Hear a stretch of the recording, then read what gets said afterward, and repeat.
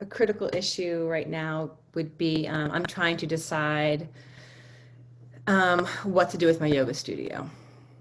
So we have a yoga studio. We have COVID. So that's hard and that's affecting it. Okay. And just give me overall the target. Like what's the true target? And obviously these two things relate to it, but I just need to go back to like, what's a specific measurable of we know when we hit the target that's related to the studio or not the studio, but your time? Yeah, I think it's more related to my time, I guess. I'm just wondering if I want to put much more energy into that and rather than focusing it on just What's yoga. the true target end result? Like how have you changed? Is it income or impact or? I would like more income, Okay. and just more ease too, not in Okay. direction. Great. So the target, so the income we'll use income as a target here. What I love about income is it's a metric. It's like, it's a number. So how much income? Mm-hmm. Oh, I've written down $75,000 Okay. this next So year. Next year. how do I earn 75K in 2021? Mm-hmm. Given that. Now we're going to find some strengths. You have a coaching program. That's a strength. Mm-hmm. What else is a strength to leverage to get to the 75? I have a good network, a good community also, from the studio. Lots of experience running groups, and teaching. Okay. Mhm. What are the weaknesses that come up in face of the 75K? Um, I would say time management is definitely part of it. Um, uh, Like I when you really think of like 75K in 2021, how much money does the studio make? How much money did the studio make in 2019 pre-COVID? 130. Okay. And was that after cost or is that gross revenue or net? That's a great question. I think that's actually gross. Yeah. Okay. Hmm. So And what some, will it make? sorry. What will it make in 2020 Oh gosh. given COVID? Yeah, we're online right now. Is it still making money online though? Still making money online. Yeah, we're probably at about 50% though. Okay. So you're still halfway there or you're at 60. If it was making that, you're at what, like you'll probably make what, 65K? Yeah, You're yeah. making like, what is that? 5, 6K a month right now, Mm-hmm. Mm-hmm. Yeah. net after expenses. Yeah. Okay, great. So you'll probably at least do that in 2021, right? Right. And of course that's not personal. That's all goes into I'm still paying rent and paying employees and paying insurance and That's all. Okay, so I'm not that's that's not what I made. okay. Okay. So net is, so if we just go so like gross was, what was the number again? I think it was like it was actually 130 or something? maybe. Yeah. I should know that off the Okay. top. So what are all expenses Yeah. roughly? So this Insurance. minus this equals net. Yeah. Insurance. Teachers, rent, all of it. At the end of the day, how much does the studio make? Don't Um, worry about, like, just get me in a ballpark. yeah. Is it profitable? It is profitable. Yeah. Okay. Is it profitable after it pays you? It is. Yeah, but not by a lot. Okay. Not by a And lot. is it paying you as a teacher owner, or is it paying you also in owner's expenses? Teacher owner. Okay. Mhm. And Okay, so what's left? After everything's said and done, you mean the Final amount that's left in the bank account at the end of the year after you pay everybody? probably 12,000. Okay. So the net income is about 12K. Mhm. Okay, that's fine. Don't be whatever about that. Like that's all we're only just trying to get in touch with reality because we can't make good decisions, right? Remember that whole thing of going through the journey and arriving back at the beginning, but seeing it for the first time. Uh-huh. That's how this works. That's how the growth journeys work. Right. Only the dog recognizes Homer. Homer knows he's now home, and he's also seeing it for the first time. Mhm, So this is just real. So we're saying like, okay, you have a job as studio owner. Your job as studio owner pays you what? Not very much. Probably, it's kind of hard to say a little bit because I also put so much more into, the studio pays for this training, for example, things like that. So I'm trying to think if I should include all that. I'm like, ugh, not a Yeah, lot. any money that you're taking out of the business that you would otherwise pay for, I would include in that. Yeah, I would say about 30,000. Okay. Well, Okay. And then so we'll just say,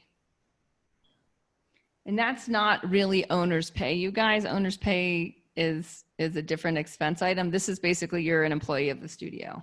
So yeah. we'll just say Suzanne as employee is 30K. And the reason we need this number is we need to know, in a way, we need to know replacement income for this. So now we have a number, 42K replacement income. So now we're at least in the realm of getting the edges of the puzzle of what's reality. Mm-hmm. Because if you given that the yoga studio job pays you 42K, that's now factoring in. How much time does that take? Honestly, 5 hours a week, 10 hours a week, 20 hours a week. Probably more like 15. Well, I'm going to go to 20 actually. Yeah. Okay. 'Cause I still teach. And I'm thinking also all the other stuff that I do. I pay teachers and yeah. Okay. So there's these great payment calculators. Do you guys ever use these? I use them all the time online. Where I'm just going to run that through a calculator. I'm going to just Google salary calculator, just so that we can kind of quickly get a sense of. So if it's 42 annual and it's 20 hours a week, 5 days a year, we'll give you 15 vacation days. It's about $40 an hour. Mm-hmm. Okay. Now we just need some parameters here. And you guys, this is what often will happen as you get better at strategies. You just get better and better at like making sure these numbers are true. In the beginning, this can just be like, I don't really, like, I know it's working. Like, I know it's working, but it's working at this level of it's working. Mm-hmm. And then when we look at the deeper dream, it's like, it's got to work at another level. Yeah, for sure. Yeah. And I've done this for a while, I think. Yeah. So what are the weaknesses given the target is 75K? Is part of the weakness that you don't really want to work those 20 hours plus another 20 hours a week to bring the income to 75K? I think it might just be, yeah, I've been doing it for 15 years and I might actually be wanting to get out of it. But then I also I have maybe some guilt there because there's such a beautiful community and I don't want to leave them either. Okay. Mm-hmm. So there's a weakness in the community is here as a strength, how to transition into, what is it? It's kind of like higher value work at the end of the day, right? Yeah. And how many hours do you want to work a week in your true target? 20 hours a week would be great. Okay. So that's where we get this discrepancy, right? Is like, this can't happen given this job. This job isn't going to just overnight give you a 85% salary increase. Mm-hmm, mm-hmm. And so if we were to expect it to, that would just be foolish thinking. So instead, what we have to do is be like, okay, given that, I need to make how much an hour then? It turns more into something around, I think it turns into 70. I'm just going to use my calculator real quick and see. Okay. If we have 15 vacation days. All right. And we want to make 75K. We need to make $73 an hour. Mm-hmm. So 75K working 20 hours, which is about, we'll just say $70, $5 an hour. Because then that just gives you a bit of a parameter. How much is your annual pass program with YHC? Oh, I'm starting in next week, and it was 1,900. Okay. And how many people are enrolled? 8 right now. Okay. So there's definitely an issue with enrollment if that's going to scale. Yeah, and so it's going to go up in January, but. Mm-hmm. Okay. So then is there another plan besides that as far as like as far as income? There doesn't need to be at all. And I would actually advocate not. Yeah. No, I mean, I almost did a teacher training again, but I didn't do that. So no, not at the moment. Mm-mm. Okay. Okay. Great. I'm glad to hear it. So all that means is like when it's more of like putting more eggs in one basket, so to speak, if this is going to become the way that income is made rather than running the studio. I calculated that if I even charge 3,000, I could work with 20 people. And does that feel good? It does feel good. Mm-hmm. Okay, great. So then the real issue, like we're now pretty far from time management, right? And when you guys come up with a word like time management, I'm always like, what actually are we going to need to do in that period of time that's not happening? Right. So what you really need to do is there's a weakness in charging 3K, mm-hmm. and there's a weakness in enrolling 20 people. You've proven you can enroll 8, which is great. Go you. 8 at 2K to 20 at 3K, some of you might be like, that seems like a big problem. I'm obviously not going to think that that's a big problem. Mm-hmm. Like, why not just do it? You're an expert. Now, what are you going to have to do to make that happen? That's what's going to have to be baked into the strategy. That's actually what we're solving for. So it's not just how do I earn 75K in 2001. It's how do I enroll 20 people at 3K. Mm-hmm. And you guys, in doing this, my coach in this, he's like, it should feel like smoke is coming out your ears. Right. That is how hard you have to think. Like you have to like no bullshit your way through this. Mm-hmm. Like eyes wide open. It's tapas. This is tapas. You know, when you're in handstand and your teacher's like another 30 seconds and you're like, fuck this, right? I want to come down now. Like that's where we're at. Is like, we're right there and you got to stay in handstand because you need the end result of the tapas. That on the other side, this is like, turning the smoke into something like that. There's a purpose to the fire that creates more malleability. So what we have here now is how do I enroll 20 people at 3K in 2021. And that just gave us a parameter to get there. Given that what? You can't do that. You probably can't do that and do the yoga studio job. Mm-hmm.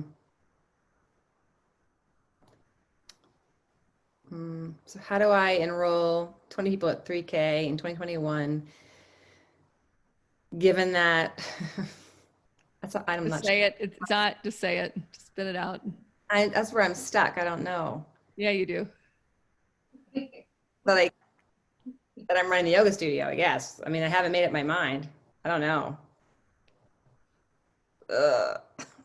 So just throw out what might need to happen. Oh, I need to close the doors? Okay, that's an option. Yeah. What's another option? I mean, there's money here to pay a manager $40 an hour for a lot of this stuff. Yeah, yeah, that's true. And it was mentioned before that it's just need to get clear on directing people, telling them what to do real clearly, because I've had assistants before and they're good and all, but I'm not on top of them really. Okay, so now we have a new weakness. Like really defining what they need to be doing for me at what time, my Yep. expectations are, rather than leaving it kind of loose. What's So. another option, everyone? What else could she do? You could manage people better. Yeah. You could sell the studio. What's another option? Or she could close the studio. She could sell the studio. She could stop teaching. Or she could stop managing, stop teaching, sell the studio, or just close the doors. There's 4 options in there. Or rent out studio. Rent the studio. As a manager. Yep, that's the management part. Right. She could hire a manager that's actually already good in managing, potentially. A lot of people need work right now. So there's a lot of options. There's a lot of options in there, and that's what you need to bake into the strategy, right? So how do I do this? Given that I need to change my role at the studio, how much can you work at the studio a week if you're going to do this? How much can you have any involvement with the studio a week if you're going to actually enroll 20 people at 3K? I think 10 hours? I could do 10 hours. Yeah. Okay. Given that my role at the studio has to be 10 hours a week. So now we have a parameter to now build out actual milestones from. So a milestone, and that's where this gets next, is once we have the strategy, what are the milestones? And you can have, annual, and you can also have seasonal. So where do you want to be at a year at this? We already know you want to be at 3K, 20 members. Is that right? I feel like I have it wrong. That doesn't bring us to 75. That brings us to 60. Oh, you know what? I had done my calculations earlier. I also had a couple of retreats on the board. We have several retreats. Okay. You could do that. Or, what I would do is just go to replacement income from the studio. So you don't have to think about that. So I would just say if it was me, I'd either bring it up to 25 or I'd bring it up to 3,500. Okay. Gotcha. Just because then I at least know the simplest way to a business model that's leverageable. Yeah. Yeah. And if you made it 3,500, you can include retreats in that. Right. But now your focus is just right there, that there's not all these different streams of income. Too many of you guys have too many streams of income and it makes it too complicated because then your attention goes in all these different ways. If you know at the end of the year, I got to get 20 people in at 3,500, I might use some retreats to do that for members plus their friends. Now I have an enrollment mechanism giving the best experience to my members. Great. And we're not going to diffuse focus with needing to market retreats and needing to market studio classes and needing to market other things happening in the studio and needing to market my live my coaching. Okay. So given that maybe this is where you want to be, and I'm just going to throw this out and you can chuck it if you want, but we'll just say that in a year you want to be there and you want to, let's just put in a parameter there. You also want to keep the studio, and the studio is generating, we'll just say it's generating 20, it could even generate 20K a year, and you're paying a manager 20K a year. It's like a really good part-time job for someone that has good management. Not even it's like really good if they're into yoga. If they're not into yoga, it's not going to be, or they need a health breakthrough. So then the seasonal milestones are going to be what? What needs to happen in 4 months for you to be like, I nailed it. I'm on track to my true target? In 4 months, I need to get another 5 people in my course. Just, I'm doing these different rounds, and this is my first round coming up in September, or a new round or whatever. Because I did a pilot in January, but it was only 12 weeks. So I'm kind of like starting. Yeah. So my You annual. need to increase your price. Yeah, I need to increase the price too. Okay, so you need to add 5 by what, December 31st? Yeah. Mm-hmm. Okay. At what price point?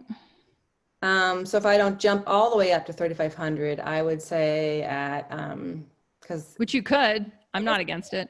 that's true. Yeah, I could do 3,500. Might as well bite the bullet, right? Yeah. Mm-hmm. You're not going to have much more experience in coaching and yoga and Ayurveda and meditation a year from now than you currently have, because you already have how many years of experience? Oh, 15. Right. So you guys see the differential there? So if she's afraid to raise the price and she thinks in a year from now she's going to be able to offer much more value to her people, I would question that and just be like, there's just a weakness to overcome over here in sales. Mm-hmm. Great. Let's turn that into a strength sooner rather than later, because then that'll change reality if you can enroll people at $3,500 sooner than later. Because it's not like you're coming in like, I've been teaching yoga for 2 years. I just took my first meditation training and now I'm in YHC. Right. You've been in it for 15 years. So that's a strength. Like your coaching is a strength, your experience. So I'll just put that under expertise. We can leverage that. We're going to leverage expertise. We're going to leverage your authority in your community. And of course, we're going to leverage the community itself. Okay. And see, do you guys see how we're starting to be able to get some focus here? Yeah. To all the stuff that's moving into non-essential. So like, give me something that you're going to have to do this week at your studio that you now know is non-essential for this to exist. Say that one more time, Kate. Sorry. What's something that you're going to be doing for your studio this next week, whether online or at the physical facility, that is going into the non-essential? Are you setting up other teachers' schedules? Are you answering emails? Oh yeah, I'm doing all that. Are you saying that's non-essential though? Yeah, I'm saying to the person so if you're here. Oh, okay. To the person that's here. Yeah. Sorry. There's no way that that's showing up in here, because this person here Social media is getting good at sales. Yeah. Right. And lead generation or lead flow, at the 3,500 price point, and is more focused on their group and is maybe more focused on the studio manager. Yeah. I would say that I want to give up the social media for the studio. Okay. Like, give somebody else that, I mean. Great. That'd be a big one. Social media. Give me a list. Facebook, Instagram. No, I'm sorry, of other non-essential things that a studio manager will be doing for you 4 months from now. 4 months from now, you have a studio manager. They're making whatever, $20 an hour, and you're leveraging them because you're making $20 an hour every time they work an hour, because the studio is still doing the studio thing. Yep, taking over payroll. Someone else taking over payroll. I had that person, but then during COVID, it just came back in my lap.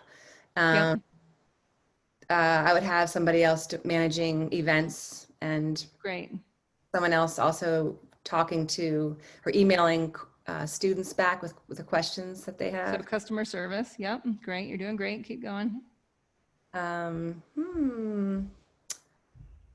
Setting up teacher schedules and Zoom, technology, like all that. Yeah, that'd be good. It's just so much that I just do it all right now, just the way things.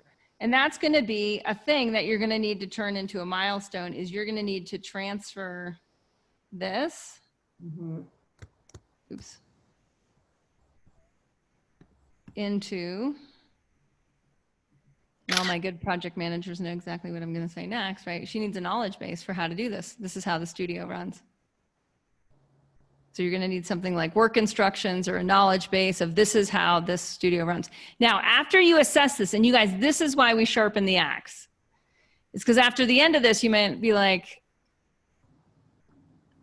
fuck it. I'm done. Uh-huh. Uh-huh. For me to train the person, to have them do it right, for me to correct them 10 times on each of these things because they're not doing it right, it's not worth the $20 an hour to me that I'm going to make on this. So guess what, community? We're recruiting. Who wants to take over the studio? Yeah. Okay. Yeah, I think that's what I've been looking for. It's just I've been going back and forth so much about it, and it's taking up so much headspace. Yeah. So this is so helpful to get clear on this. Thank you. And I was Yeah, really, you yeah. All right.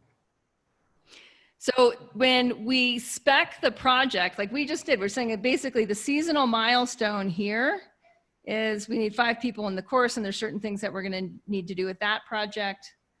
I'm just going to shrink this because I want more room on the same piece of paper.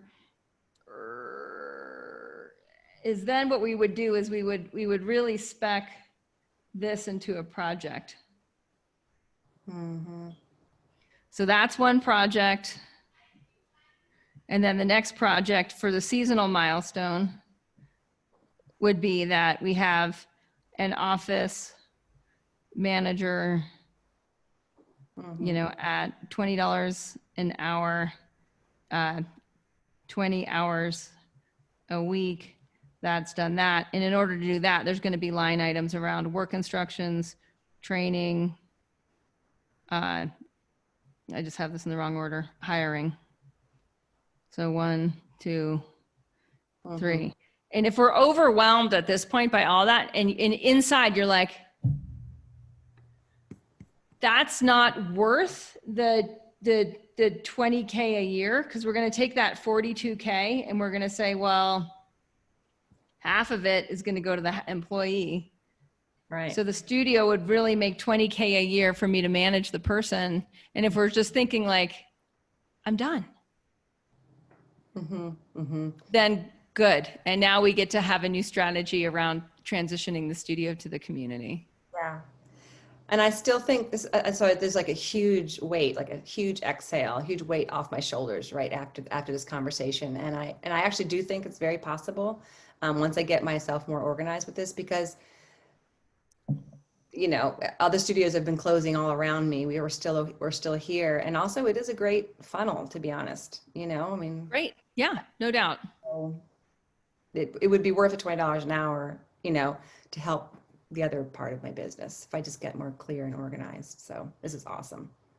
Okay, great. Yeah. And so if you might be clear, like this is exactly what the second project is.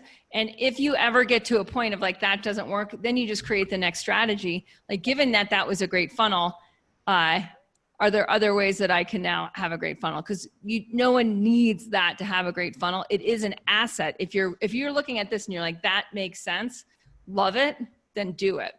Or at least test it, see if you can do it. And if you're like, wow, I can't seem to nail, I can't seem to nail the hiring, or I can't seem to nail the training, like I can't seem to get the right person in the right position, then the next iteration of you going through strategy, you're gonna be like, given that, right? Like not in my wheelhouse, or it might be in your wheelhouse. And then the new strategy is like, great, given that now I have a studio manager, how do we leverage her time to actually grow the studio to the next level of being a money maker? So that's strategy. With practice, it gets normal. It becomes fast and normal. But without practice, what happens is what Suzanne just described, is like where we feel like our brain is chewing on the same problems, but it's kind of doing it in the background every day instead of up front and center in the foreground. So what you all need to do next, what the next stages of this are just that, is once you have your, and I just want to say, like, you can do this forwards and backwards and inside and out in order to find some of your gaps in the process. So what I mean by that is, say we take that bigger 3-year target, right? And we say, here is here is year one. So by year one, in 1 year from now,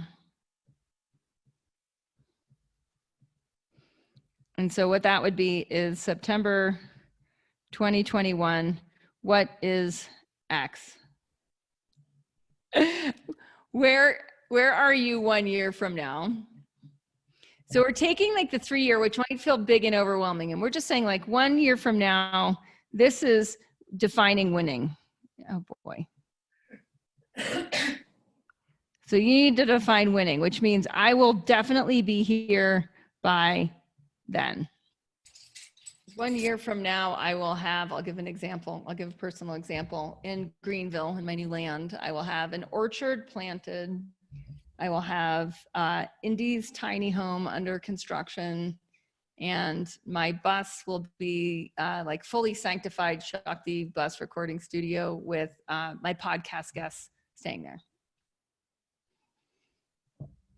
Okay, so that's defining winning. So then the question is what needs to happen in, and I don't care if you do that. I'm doing this now personally by thirds. The way I wrote it in the book is by quarters. But I'm doing planning cycles just 3 times a year because I find it's all I really need. So you can do it by there's 4 seasons in a year or 3 seasons in a year, however you want to do it. For this example, I'm just going to say 4 months from now. What are the parameters that define winning? Oops.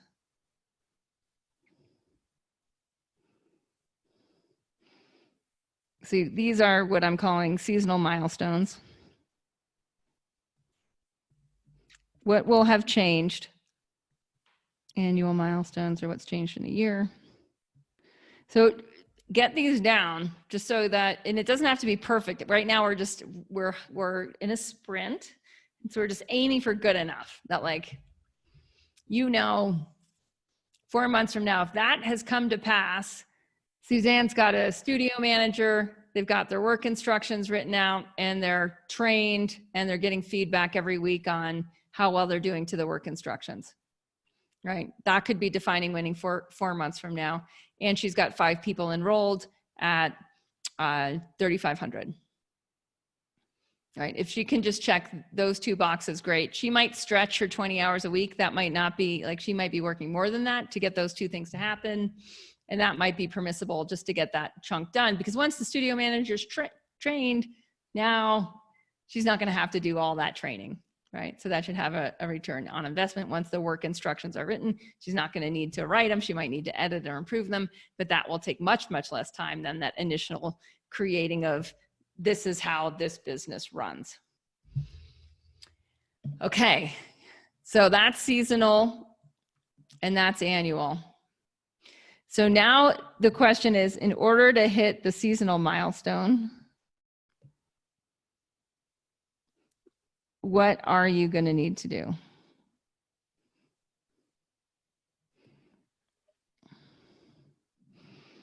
And then that becomes project. So project 1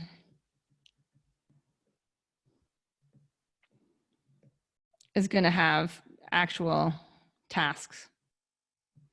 And this is where we put the tasks into I like a project management tool because I don't want to keep it in my head. My head is not a place to keep anything of importance, right? I'd like my head to be the top of the sushumna, like an empty vortex.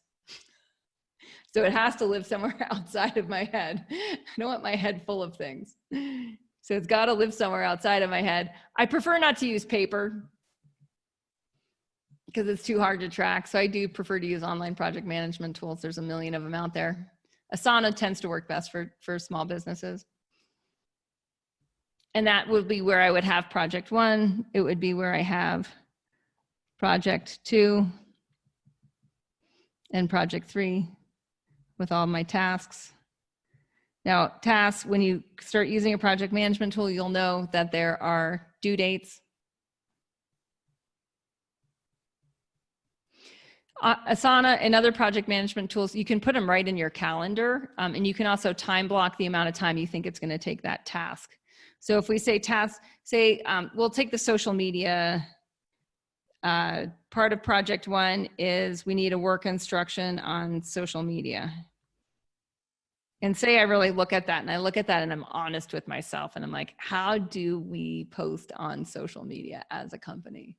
How long is it going to take me to download that into my brain and to create instructions so that someone else who's competent enough in X technology and Y technology, might be Canva and Facebook in this example, could, and maybe Google Docs, it might be 3 things. If that's where the schedule is for the teachers, is in a Google Doc, and they've got to create promotional things for the teachers to then put onto Facebook or Instagram. If I'm honest about that, actually help me out here, Suzanne. We're going to be honest. How long is it going to take that to turn that into like a documented, follow these instructions so that you could do that for me? That end to end. Yeah, I think that I could do in a week. Well, how many hours? How many hours? Of just writing all those the micro instructions within the macro. Maybe 5 hours. I don't think it would be that long. Great. 5 hours. Just the doing but it. It's honest, right? It's an honest, like, I'm going to give that a 5 hour, I'm going to give that a 5 hour shake. And it might evolve, of course, too, but sure. But we're just trying to get the baseline here. So 5 hours for the baseline. So now you see, like, that's got to get scheduled in the calendar. So Asana and other project management tools, you can just put that right into the project and choose the time to schedule that right in that calendar. That's all part of that same project management tool. Or you can just put it in Asana of like, I've got to do this and now I got to open my calendar and find the 5 hour block of time that I'm going to do that. Mm-hmm. So at that point, does it seem like we kind of have a shot at this target? Like if we were to do that with all the things, does it seem like, you know what? If we were to do all that, we could probably be here in 4 months. Mm-hmm. Faye's on board. She believes. Susan's behind you. So that's really just how this works. It's like we're taking something that can seem like so big. Yeah. Like I'm making more money, I'm working less hours. And what we're doing is we're saying like, yes, and we're going to create a really good strategy to do that. We're going to take that strategy and we're going to define the milestones, which just helps us bring it down to the level of, okay, there's this project, and there's this project in order for all of those seasonal milestones to be hit. So Suzanne's other project would have to do with the enrolling at 3,500. She might really need to pay attention to sales. In sales, she might need to like read 2 books on sales. She might need to really get better at like how many people she's talking to a week about her program. All of those would be under here of like read sales book, you know, and then, you know, how am I going to, it's really interesting. Like, how do I schedule, let's say 3 people a week to practice my sales conversations on who are actually prospects? Mm-hmm. So that whatever I'm reading, I'm making sure I'm implementing right away. So then we're just kind of breaking that down, that project down into this, and this. And we don't always need 3 projects. Like if there's only 2 milestones, you might only need 2 projects. Mm-hmm. In which case you're like, sweet, give me that eraser. There's a whole bunch of work I don't have to do. Mm-hmm. But for many of you, there will be, the milestones will need usually 3 projects. If it's more than 3 projects and you're like, you know, you can't manage more than 3 projects, then don't then simplify it down to 2. All right. So you guys we recorded this so that you can revisit it.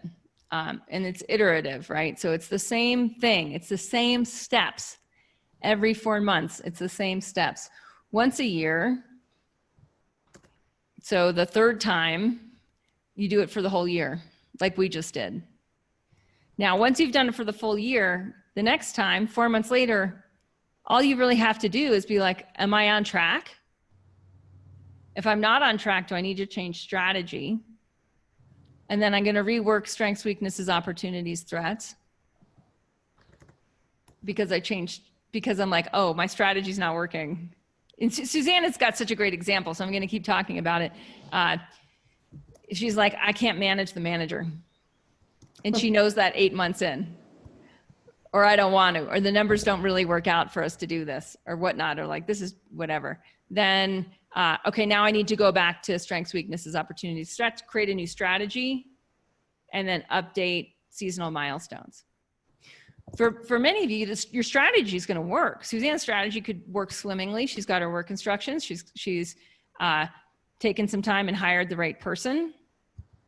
Hiring is going to be its own project. That would actually be the third project, actually, in Suzanne's, so just be on hiring. Like, how do I hire the right person? If you hire, has anyone ever hired the wrong person for the right job?